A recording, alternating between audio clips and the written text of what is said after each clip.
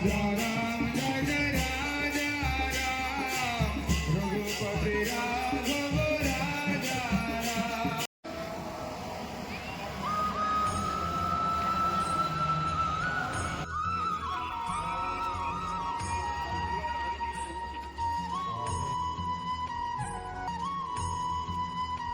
Thumbnail আর title থেকে এতক্ষণ বুঝতেই পেরে গেছো আজকে যাচ্ছি আমরা মায়াপুর। হঠাৎ করে কালকে ঠিক হলো যে মায়াপুর মন্দিরে যাওয়ার কথা। তো 2-3 দিন আগে আমি বন্ধু বান্ধবের সাথে কথা বলছিলাম যে মায়াপুর যাওয়া হবে। তো হঠাৎ করে কালকে আমার ঘরে কথা হলো যে মায়াপুর যাওয়া হবে। তো আজকে মায়াপুর বেরোচ্ছি আমি, আমার ছেলে, আমার বউ। তো চলো ভিডিওটা দেখতে থাকো। তো কোথায় কোথায় যাই, কিভাবে যাই, তোমাদেরকে রাস্তায় গিয়ে বলছি। বন্ধুরা, চলে এসেছিলাম হাওড়া স্টেশন। এখান থেকে হাওড়া বালুরঘাট এক্সপ্রেস টিকিটটা আমরা কেটে নিই। 7:50 বাজে, ট্রেন এখনো আপাতত ছাড়েনি। 7:50 ট্রেন ছাড়ার কথা, কিন্তু এখনো ট্রেন ছাড়েনি। দেখা যাক কখন ছাড়ে। এখন বাজে ঠিক ঘড়িতে 7:55। এখন আমাদের ট্রেনটা ছেড়ে দিল।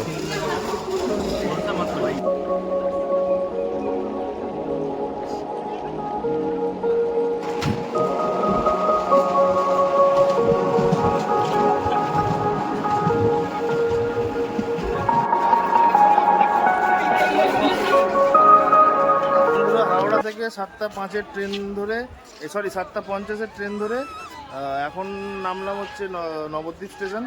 এখন বাজে হচ্ছে 10টা বাজতে 10 মিনিট বাকি।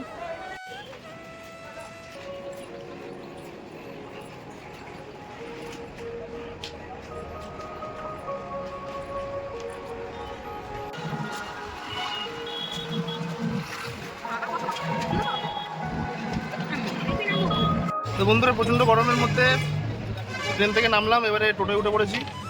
এবারে যাচ্ছি হচ্ছে আমাদের মায়াপুর ঘাটের দিকে। ওখান থেকে লঞ্চ ধরবো। দেখা যায় ওখান থেকে কত করে টিকিট নেয় আর কতক্ষণের মধ্যে পৌঁছয়। দেখা যাক। লঞ্চে যাবো না, আমি যাওয়ার তো ইচ্ছা আছে নৌকোতেই। অতিরিক্ত গরম থেকে একটু রেহাই পেতে আমরা একটু লেবুর জল খেয়ে নিয়েছিলাম লঞ্চে ওঠার আগে। গরমের জন্য আর রোদ্দুরের জন্য এতে উঠলাম না, নৌকায় উঠলাম না। নৌকায় আমাদের সেট নেই, আর লঞ্চে দেখলাম সেট আছে, লঞ্চেই উঠলাম। নৌকা আমাদের ওইদিকে দেখা যাচ্ছে, ওই যে নৌকা দেখতে পাচ্ছ, যে আমাদের ওখানে কোনো সেট নেই, তাই খুব কষ্ট হয় বলে। ছেলেও আছে, ছেলেরও খুব টায়ার্ড হয়ে গেছে। তো লঞ্চ ভাড়া আমাদের মাথা পিছু 10 টাকা করে নিয়েছিল।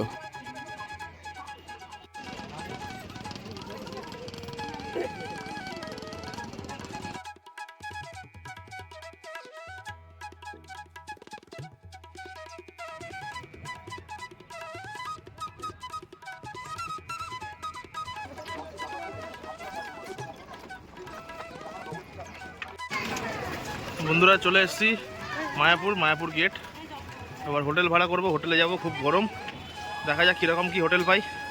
হোটেলে গিয়ে দেখা হচ্ছে। তো বন্ধুরা, আমরা এই হোটেলটা নিয়েছিলাম। এই হোটেলটার একটা ডিটেলস ভিডিও আমি একটা নতুনভাবে বানিয়ে দেব। তো কিছুক্ষণ আমরা হোটেলে রেস্ট করে নেওয়ার পরে বেরিয়ে পড়েছিলাম মন্দিরের দিকে।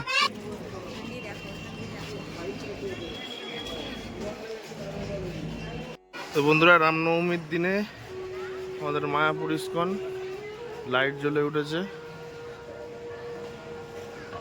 সেজে উঠেছে নতুন আলোক সজ্জায়। রাত্রির হলে এগুলো আরো ভালো লাগবে।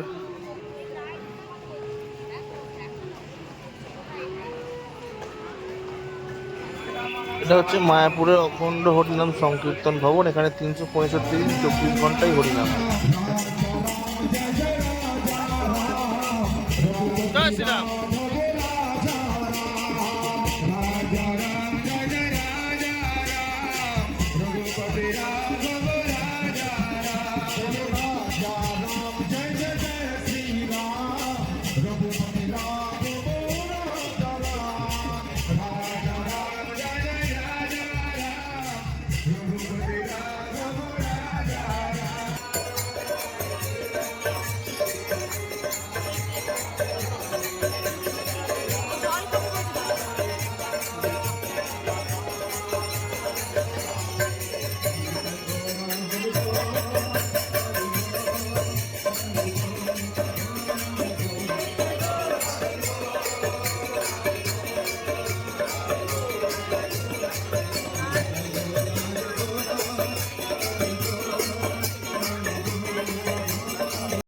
এগুলো হচ্ছে বিভিন্ন ভবনের মহাপ্রসাদের টিকিট কাউন্টার। এখান থেকে তোমরা 50 টাকা, 40 টাকা, 80 টাকা, 60 টাকা এরকম মূল্য দিয়ে বিভিন্ন রকম টিকিট কেটে প্রসাদ গ্রহণ করতে পারো। আমার প্রসাদ গ্রহণের আর কপাল হয়নি, তার কারণ হচ্ছে আমার ছেলে খুবই ছোট, ওখানে বসে ভালোভাবে শান্তি করে প্রসাদ গ্রহণ করতে দেবে না।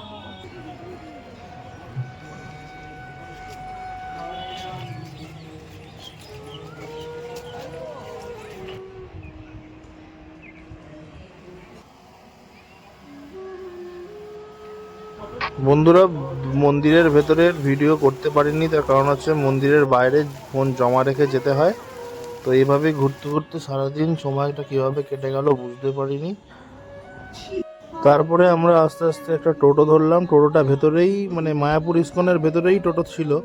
20 টাকা করে মাথা পিছু আমাদের ভাড়া নিয়েছিল, আমাদেরকে গোয়ালঘর অবধি নিয়ে গেছিলো।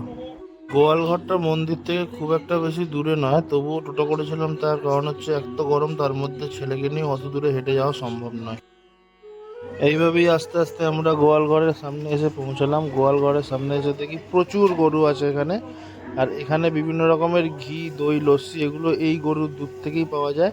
আর গরুগুলোকে দেখে মনে হয়েছে খুব ভালোভাবেই যত্ন সহকারেই রাখা হয়।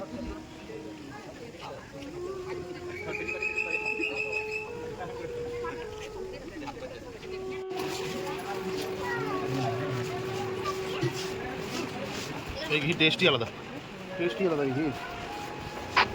তারপর আমরা এখানকারই দুধ আর ঘিয়ের তৈরি মিষ্টি আর দই ট্রাই করেছিলাম। তারপরে লাড্ডু আর দই খেতে খেতে আমরা মন্দিরের দিকে রওনা দিয়েছিলাম, কারণ সন্ধে হয়ে আসছিল আস্তে আস্তে, আর আরতিরও সময় হয়ে এসেছিলো। আরতি 6:30 থেকে শুরু হয়, তো আমাদের একটু লেটই হয়ে গেছিলো। 10-15 মিনিট পরে আমরা আরতিদের গিয়ে পৌঁছেছিলাম।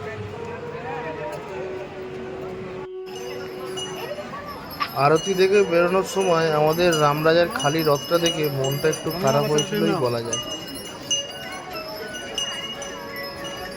তো বন্ধুরা, আজকে আর আমি কোথাও যাইনি।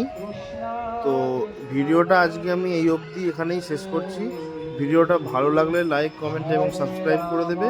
আর কালকে আমরা যেখানে যেখানে সাইট সিন করবো সেখানকার টোটাল ডিটেলস ভিডিও আমি তোমাদেরকে নেক্সট ভিডিওতে দেবো।